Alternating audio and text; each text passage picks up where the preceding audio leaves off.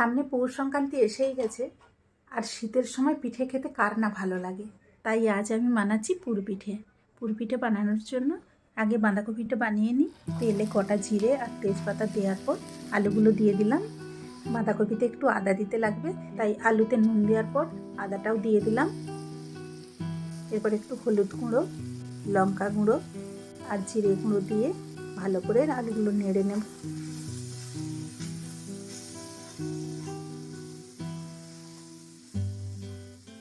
এবার বাঁধাকপি কড়াতে তুলে দেব।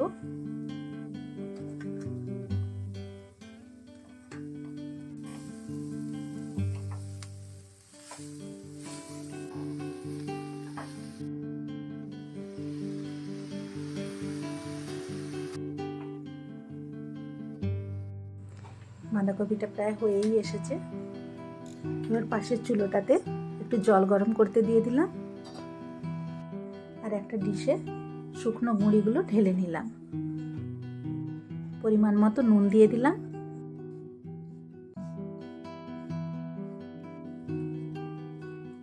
এবার এই গরম জলটা একটু একটু করে গুঁড়িতে ঢালতে থাকবো।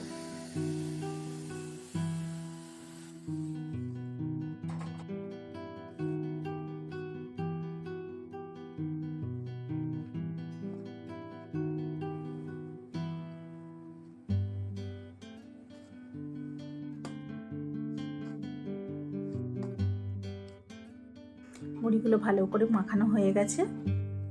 আমাদের বাড়িতে বাঁধাকপির পিঠেটা অবশ্যই হয়, কারণ একটু ঝালঝালও হয় আর খেতেও ভালো লাগে। এবার জিরে ভাজা লঙ্কা গুঁড়ো দিয়ে দিলাম।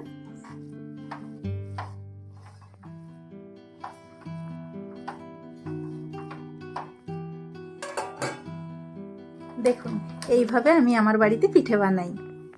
একটা ডেচকিতে জল ফুটতে থাকে, তার উপরে এরকম একটা থালা দিয়ে দিই। গরম হাওয়াটা না বেরিয়ে যায়, এই জন্য থালা উপরে আবার একটা ঢাকা দিয়ে রাখি।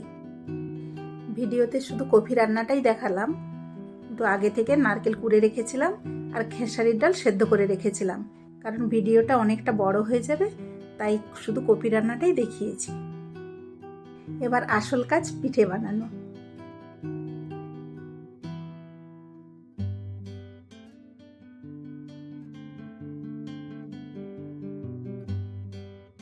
প্রথমে নারকেলের করে নিলাম,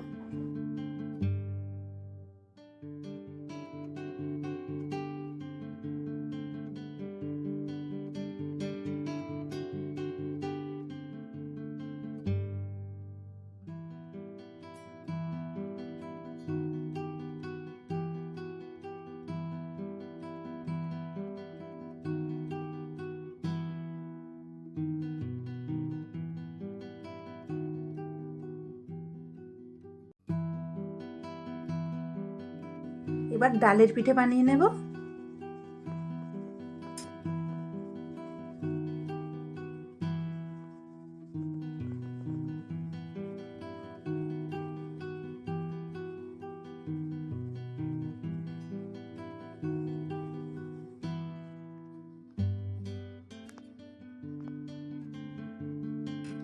আর সবার শেষে কপির।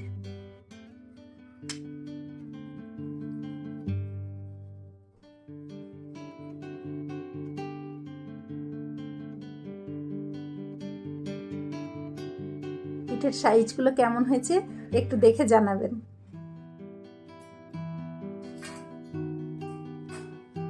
এবার এক একটা করে পিঠেগুলো দিয়ে দেব।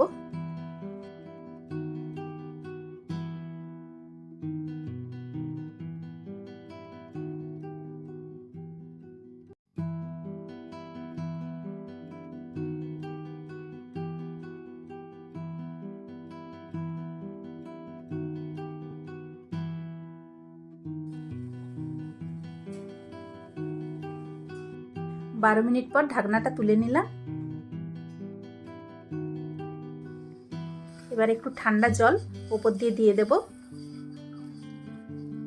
নিন, আমার পিঠে তৈরি। পিঠেগুলো কেমন হয়েছে দেখে জানাবেন। খুব তাড়াতাড়ি আবার একটা ভিডিও নিয়ে আসবো। ততক্ষণ নিজেদের খেয়াল রাখুন। ধন্যবাদ।